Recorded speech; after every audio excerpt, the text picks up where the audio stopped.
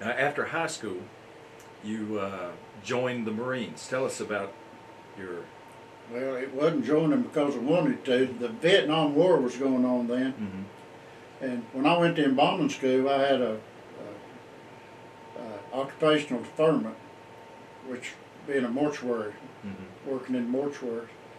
So I thought when I got out of embalming school, I'd still have it, but I hadn't been out of embalming school. I'd just been married not long, and Glenn Whistler was over the selective service here in Loudoun County. His business was right across from the funeral home. He called Daddy the end of one week, and he told Daddy, he said, now Eddie's, back then they called your number. And he said, Eddie's number's coming up Monday. He's going to be drafted Monday. It just so happened that Saturday we had a funeral, and it was a Marine that had been killed in Vietnam. And the Marine Reserve Unit from Knoxville had come down to do the military honors. And after service at the cemetery, Daddy went up to one of those men and he said, what does my son have to do to get in the Marines? They said, have him come up and see us Monday. So I went up Monday morning, got there about 9 o'clock. 10 o'clock they had me sworn in as a, there wasn't no waiting line to get in the Marines. Yeah. I was sworn in, and probably within a month I left to go to Paris Island. Trained at Paris Island for 12 months, 12 weeks. Stayed in the reserves for 6 years. They made me a heavy equipment operator, and I'd never been on anything bigger than a riding lawnmower in my life. So how did you like operating the heavy equipment? Well, I loved it, especially after we come back to Alcoa Highway. We just had 2 pieces of heavy equipment. We had a lot of trucks. But there's me and one other guy was the only ones that were heavy equipment operators, and they had what was called a rubber tired front end loader, and so they put me on it. And just about every weekend we would go somewhere and either build a ball field for somebody. We did a lot of the work out at Mountain Hill out there. They used the Marines for a lot of grading, excavating, things like that. But I loved working on the heavy equipment, except for one time. If you remember the old Alcoa Bridge, I used to go up and down like that. Yeah. I was going across Alcoa Bridge to go out on Chapman Highway. I was going to go across Alcoa Bridge, and I was going to go around North Shore, get up and go out Chapman Highway. Got up top of the bridge and started down, and traffic was stopped at the bottom. I hit the brakes on that thing. It didn't have a brake. Of course, I was responsible for the maintenance on it too, and I didn't know anything about maintenance. But I was going down that hill, no brakes, and I raised the blade up and had teeth on the front, and I stuck those teeth down in the asphalt, and it dug the asphalt up, and it raised me up like that. And done a lot of damage to the road, and done some damage to the front end loader. They told me I was going to have to stay in the reserve, so I got it paid for it. But I got out in 6 years anyway. So did you ever dig any graves once you came back? Never dug a grave. Of course, for years, graves were hand dug. Yeah. It was a hard job. That's what Lamseye did. He had we had several hand dug them, but now they do it with the backhoe. Clarence Wilson, I guess, has dug more I graves. filled one in one time with this bobcat when they had something else to do, and they left it at the gravesite, and he asked me to fill it in.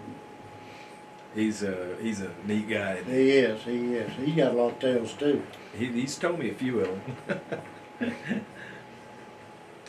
Okay, you have been a minister for how many years now? I was called to preach when I was 19. I had a preacher that told me if my daddy, I was in the Methodist church, he told me if my daddy wanted me to be a preacher, if God wanted me to be a preacher, he wouldn't have given me my daddy a funeral home. And he said that's where God wanted me to stay. Well, I was 19, so I listened to him. But God never quit calling me. And when I was 29, I finally surrendered to preach. That was in 1980. I was ordained and licensed by First Baptist Church in Lenoir City in 1981. Okay. And I went to my first church, was a bivocational church. New Midway Baptist Church down Kingston. Stayed there 6 years. Then I went to First Baptist Church in Riceville and stayed almost 11 years. It was full time. So, of course, I couldn't work at the funeral home anyway. It's too far away. Right. And then from there, I went to McFeeder's Bend Baptist Church in Churchill, Tennessee, right outside of Kingsport, and stayed up there about 5 or 6 years. Then I went to Paint Rock Baptist Church. I think I was there about 4 years. Then I went to Central Baptist Church. Yeah. That's where we got to be. We was already friends, but that's where we got to be better friends. Right. And I had a stroke in 2000. After I'd been treated for the stroke, Charlie Barnett was my doctor then. I went to see him one day, and he had a disability paper written out, and he said, "I want you to sign this." He said, "You're never going to be able to work like you do because of your speech and things." And I just didn't feel led to sign it. But I guess it's probably 3 or 4 years there. I didn't pastor, just worked at the funeral home. And Bob Tennell called me one Friday and said, "We need somebody to preach at Highland Park Sunday." So I came up here and preached Sunday morning, and after church he asked me if I'd come back Sunday night. I didn't come back Wednesday night. Then he called me next Friday, he wanted to know if I'd come back to do Sunday. And this went on for 3 or 4 weeks, and then I had a meeting with the deacons, and they wanted me to be the interim pastor till they could find somebody. And I was the interim pastor for probably a month or so, and then the deacons had another meeting with me and asked me if I'd stay. So I've been here since 2005. Is that 2005?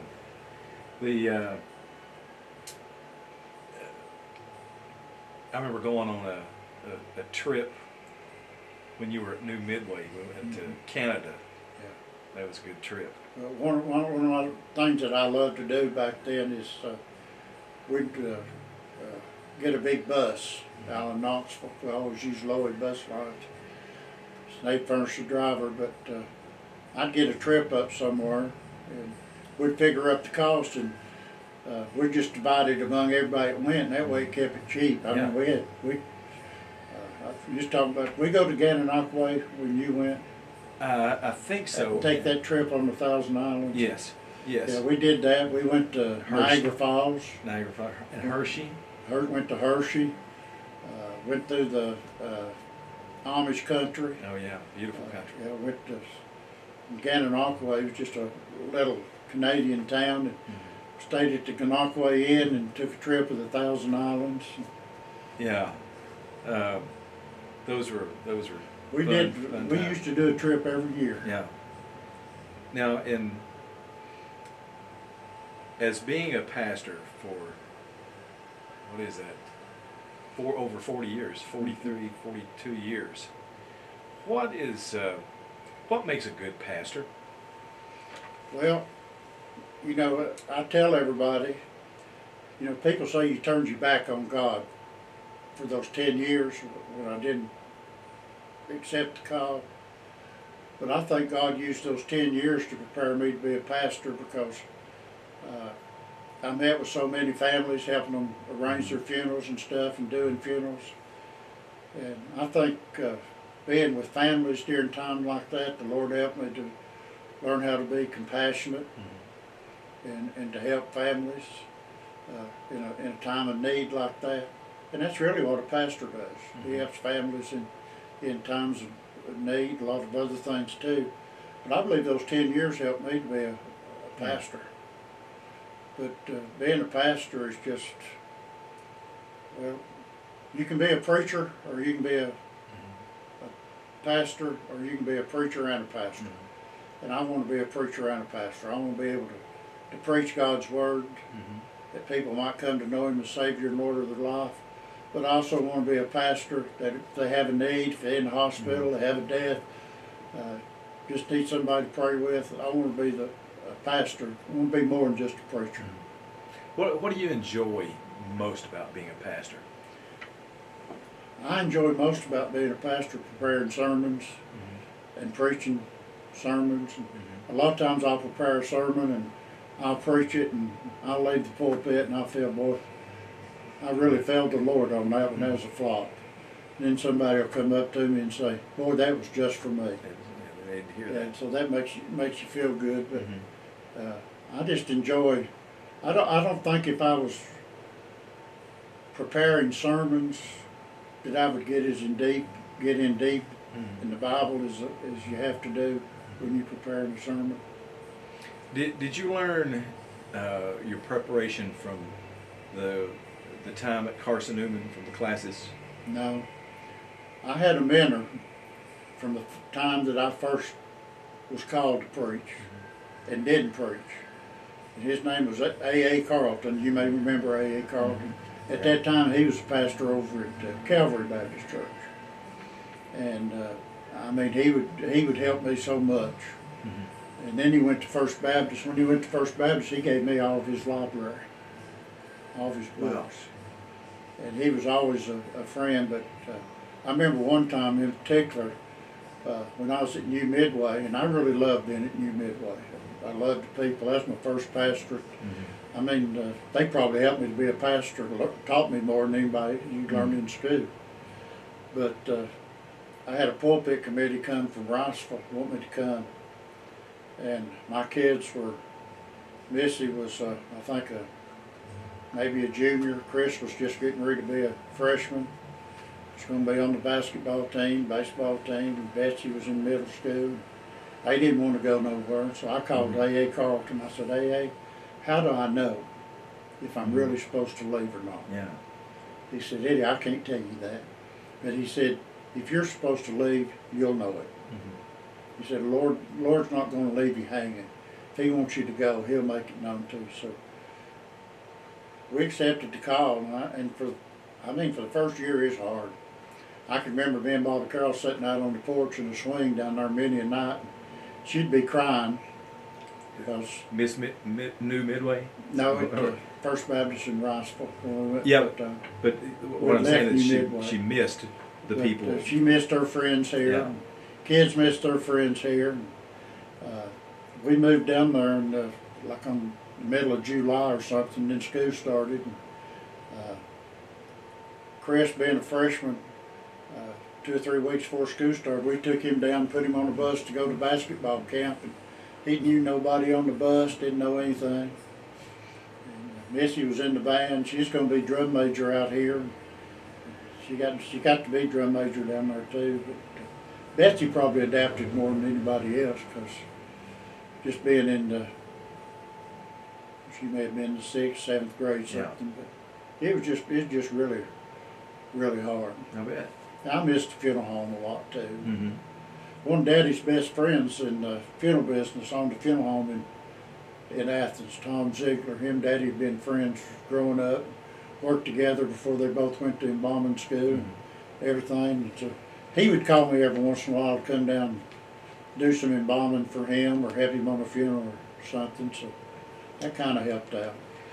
We finally got settled in down there. Got settled in. But I should have asked this earlier, but I was going to ask you about just kind of the history of the funeral homes in Lenoir City. Besides talent, and you told us about him selling out, so it was the Click Funeral Home, and then there was the Hawkins, right? Funeral Home, yeah. Harvey and Jimmy Hawkins. Okay. And they had one in Loudon also. Had one in Loudon. So were y'all friends with them, or was it a rivalry? How does that work? I'd say it was more of a rivalry back then. Me and Jimmy were good friends because we went to high school together.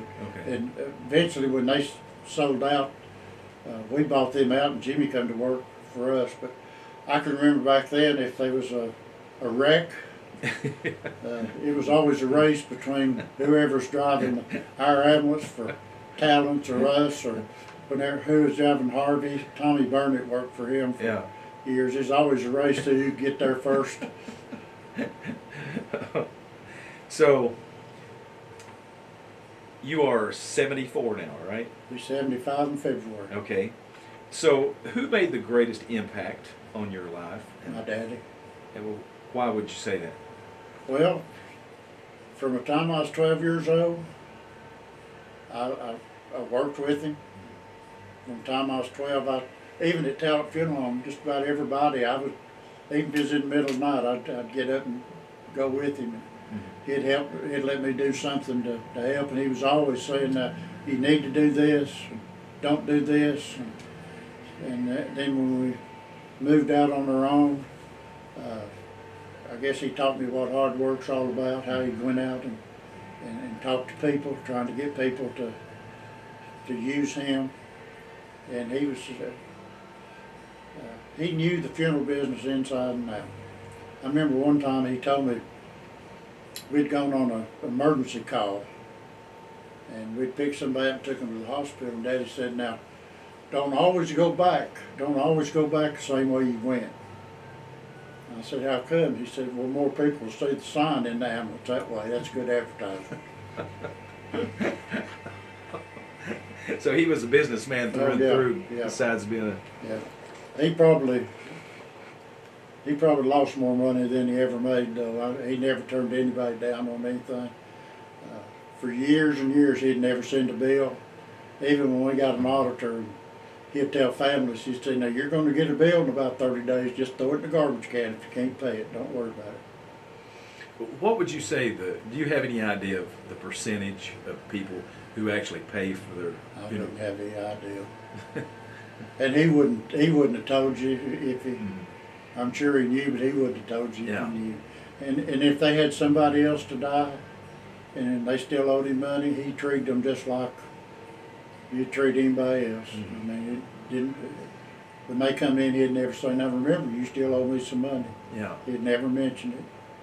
So that's one of the reasons why people really liked him and respected him. I think people respected him. Yeah. The way he treated them. Right. So, what do you want your legacy to be? That's hard, Darryl.